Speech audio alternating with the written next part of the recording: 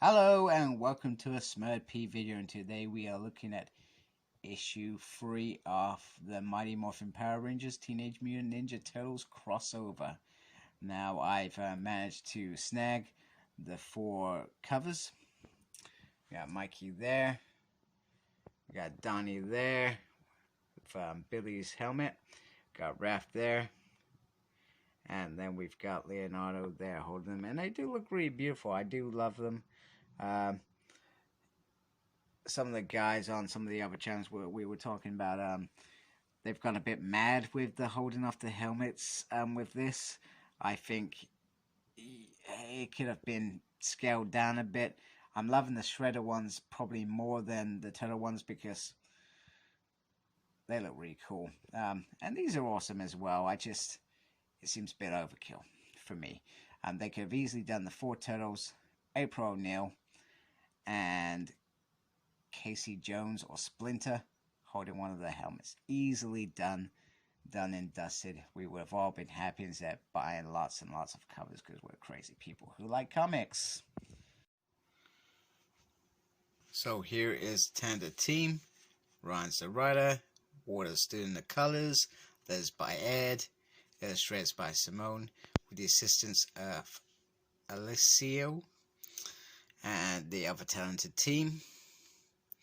So what happens in this issue? So we got a brilliant fight between Rita and Shredder, who now has the Green Ranger powers, and it's a pretty interesting fight. It's quite fun. You got Bebop and Rocksteady versus the Hide and Free, and you got Goldo saying, "Come out, you cowards!" and face these guys. The fight takes a turn where they're both trying to use their powers, and kaboom! And they're like, "Are they dead?" They're not dead, of course. And Shredder mentions that his allies in the other dimension know a lot about Rita and the Power Rangers, and they think that they would be a great match to work together.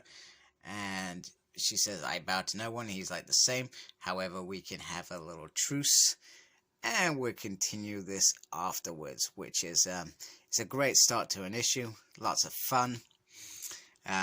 Something bizarre you never think you're gonna see. We also have the story between Tommy and his friend, and he talks about how Tommy was selected for adoption. That's how it always goes, and he was left all alone, and that's why he found his new brothers, the Foot, etc. And Tommy pretty much says, "I don't even know who you are anymore." And, you know, it's the usual stuff anyway. So, moving on, what are the Turtles and the Rangers actually up to? They are eating pizza, which has some interesting toppings. Jelly beans, sausages, and butterscotch, onions, and anchovies. Who doesn't like that stuff on their pizza? I like sweets, but, yeah, I'm not sure about it on pizza, but it's kind of sounding quite interesting, though, to be fair.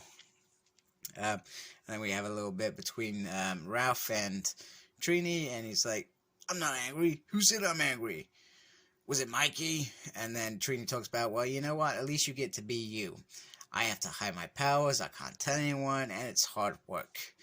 And then we get Kim and April having a little bit of time together, and basically she says, "Oh, you know, I know you're worried about Tommy and stuff." She's like, "No, I'm not worried. I'm pissed off." Basically, that he's in trouble and, you know, blah, blah, blah. Right, meanwhile, Zordon thinks he has found out where the Green Ranger power is. He contacts the Rangers, and they are on their way. Oh, and I missed a bit. Sorry, I missed this bit. This is what I was going to say. There's an interesting conversation between Billy and Splinter, where he says, "You know, are you a rat that was turned into a human rat, or was you a human turned into a rat?" And he says, "I was a human turned into a rat," basically. You know, which would be quite shocking for a person to go from being a human being to a rat. It's absolutely crazy. So anyway, they tell the Turtles to stay behind. They're going to go handle it. And, you know, it's odd. Now, I really like the artwork in this scene. It feels very animated. I just love how it kind of folds into one another. It's kind of like a half morph kind of going down. That is pretty cool. And the Rangers like, are there clothes and outfits underneath their clothes and stuff like that? Silly things that you would ask in this case. Anyway, it is far too quiet in this thing, and they sense a trap. However, they are talking about they have arranged for the Turtles to come down next week and, you know, see Angel Grove. Anyway, it's not Tommy, it is Shredder. And he sucks out Kim's and Trini's powers really quickly. The other Rangers come storming in and they are taken out really quickly. So he has distorted their power coins. They cannot morph at all. And he says this isn't gonna last long.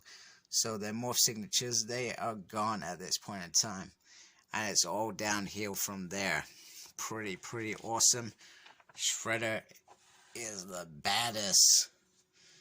So they still think that they've got a chance, and they try and fight out. Trini has a go, and pretty much it is down to Casey Jones to come flopping in with, I think he's got a baseball bat. He's got something going on there. He talks about cricket. So that's pretty cool, you know, being a sports fan. And he says you should get a hobby instead of messing around with teenagers.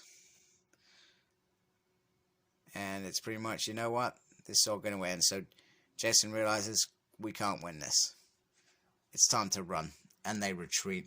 And they get called cowards and all that sort of things. And then they get teleported. And Shredder says to Rita, over to you, basically.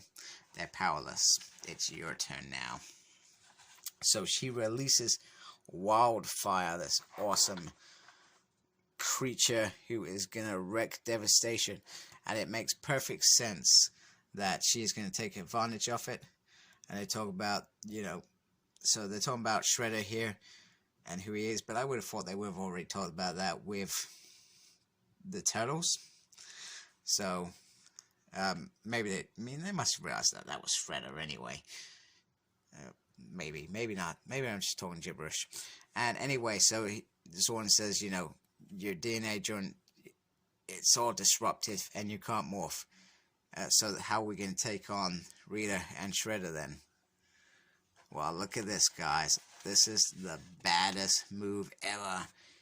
We may get Turtle Rangers. Look at that. That is swell. And Mikey wants to pick the colors. Very awesome.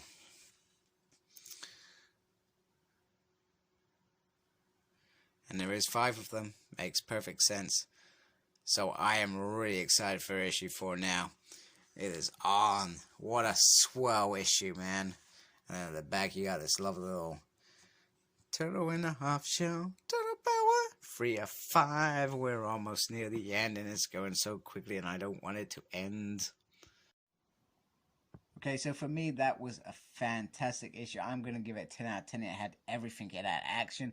It had story, it had moments, it had emotion, it had all that good stuff, as Ron tells it, and we're building to something really big now, and this has been a sensational series with twists and turns that you can only imagine in your wildest dreams. So 10 out of 10. The art was sensational. I'm going to give that 10 out of 10. It was spot on for everything. Character development, 10 out of 10. And I'm going to give this cover a 10 out of 10 because, you know, who doesn't like a turtle holding a helmet? That's pretty cool. So thank you for watching. Like, comment, subscribe. Follow me on Facebook. My page is SmurtP. Follow me on Twitter at SmurtP. No idea what I'm doing, but I'm there. And as always, embrace the geekiness. Take care. Goodbye.